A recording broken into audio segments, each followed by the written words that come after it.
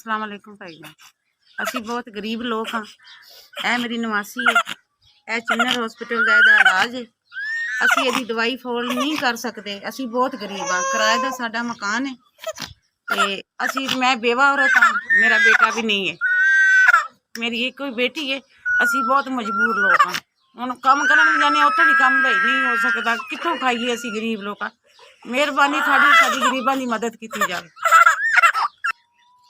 असी माड़े लोग हाँ, असी इस बच्ची की दवाई पूरी नहीं कर सकते। बहुत महंगाई है, महंगाई के पिछे असी आप भुखे मर रहे हैं। दरबार जाने उतो रोटी लिया के खाने, किन्ना कुछ चिकर असी चावल खा खा के भी भुखे मर गए। भाई थोड़ी मेहरबानी, बहुत गरीब हाँ असी इस बच्ची की दवाई नहीं पूरी करती। इलाज शुरू है इहदा बच्ची का, पर असी इहदा इलाज पूरा नहीं कर सकते। थोड़ी मेहरबानी भाई, साडी मदद करो। असी बहुत गरीब हाँ, किराए का साडा मकान है। ए वेख लेंदे साडे की हालात ने। असी इन्ने अमीर नहीं है, गरीब लोग हाँ। शाम नू खा लिया तो सुबह नहीं हुंदा, जो सुबह खा लिए तो शाम नू नहीं हुंदा। मेहरबानी भाई, तुसी साडी मदद कीती है, किन्ने भी कीती। अल्लाह ताला उन्होंने बहुत ज्यादा दे, अल्लाह उन्होंने जिंदगी करे, तंदुरुस्ती देवे।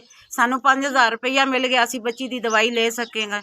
मेहरबानी है, साडी दवाई वास्ते तुसी पैसे भेजे ने। अल्लाह थानू बहुत ज्यादा दे परवरदिगार, अल्लाह तंदुरुस्ती देवे मेरे बच्चों नू। किन्ने भी भेजे ने, असी किन्ना ने भी साडी गरीबां दी मदद की, असी उन्हां दे बहुत शुक्रगुजार हाँ। साडी गरीबां दी उन्होंने मदद की, असी बच्ची का इलाज करा सकने। मेहरबानी, अल्लाह थानू बहुत ज्यादा देवे परवरदिगार।